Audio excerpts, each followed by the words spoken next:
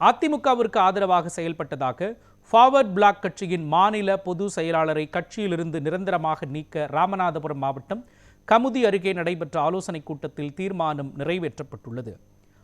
தரைக்குடியில் அகில இந்திய forward black கட்சியின் தேர்தல் ஆலோசனைக் கூட்டம் நடந்தது. இந்த கூட்டத்தில் மதுரை, தேனி, திண்டுக்கல், விருதுநகர், சிவகங்கை, ராமநாதபுரம், தூத்துக்குடி, நெல்லை, தென்காசி, திருப்பூர், கோவை, தஞ்சை உள்ளிட்ட 22 மாவட்டங்களில் இருந்து மாவட்ட செயலாளர்கள், மாவட்ட தலைவர்கள், மாநில இளைஞரணி பொறுப்பாளர்கள், மாணவரணி பொறுப்பாளர்கள் உள்ளிட்ட நிர்வாகிகள் கலந்து கொண்டு தேர்தல் குறித்து ஆலோசனையில் ஈடுபட்டனர்.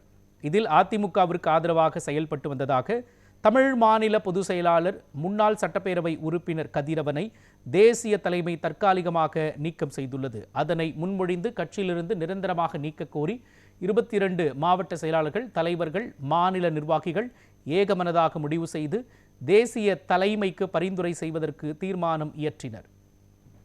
இதுவரை கூட்டணி சின்னம்மாவிடமிருந்து கூட்டணி இணக்கமான பதிலை எதிர்பார்த்திருக்கின்றோம். அதே வேளையில் தனித்து போட்டியிட தயார் நிலையில் கட்சி இருக்கும் என்பதை இந்த வேளையிலே தெரிவித்துக் கொள்கிறேன்.